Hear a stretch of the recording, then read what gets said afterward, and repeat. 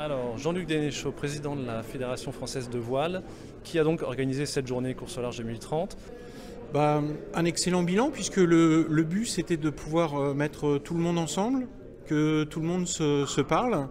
Et je pense que c'est un formidable point de départ pour que tout l'écosystème de la course au large, du skipper, en passant par le chantier, les partenaires, les sponsors, les organisateurs de courses, travaillent ensemble à cette transition environnementale.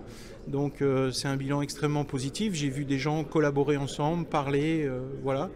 Donc le rôle de la fédération, c'est de fédérer. Donc je suis très content du rendu grâce au travail qui a été fait par les différents consultants.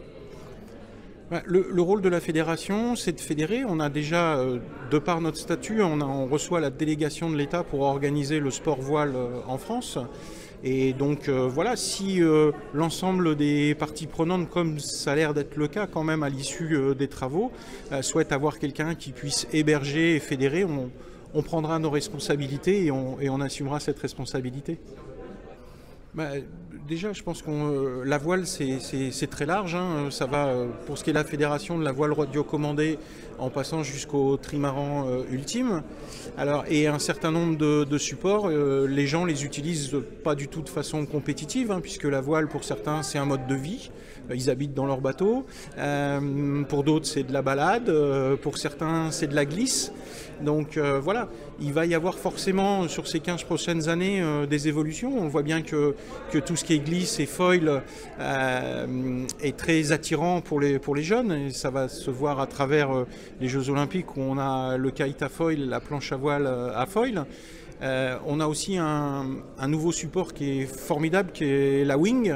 Et ça, en fait, ça regroupe toutes les populations. Il y a des surfeurs qui s'y mettent parce que ça leur permet d'aller chercher des vagues plus loin. Il y a tout un nouveau public qui ne connaît pas la voile, mais le fait d'avoir une planche gonflable, une voile gonflable, on a ça dans son coffre, quoi. Donc, je pense que de toute façon, il va y avoir une hybridation des supports. Et puis, les jeunes ont aussi une volonté dans leur pratique de tenir beaucoup plus compte de l'environnement que notre génération a pu l'avoir. Donc ça sera structurant pour notre sport. Je pense que si on est jeune, généralement, on est attiré par la vitesse. Et la vitesse, en ce moment, se fait dans la glisse, même si le support peut être un gros monocoque. Voilà. Donc, on verra. Je pense qu'il y en aura pour tout le monde. Ce qui est paradoxal, c'est, je dirais, que la voile découvre la vitesse au moment où la société peut faire l'éloge de la lenteur. Donc, voilà, il y aura un partage qui se fera, mais je suis confiant, tout le monde y trouvera son compte. Ok. Merci beaucoup, Jean-Luc. Merci à vous.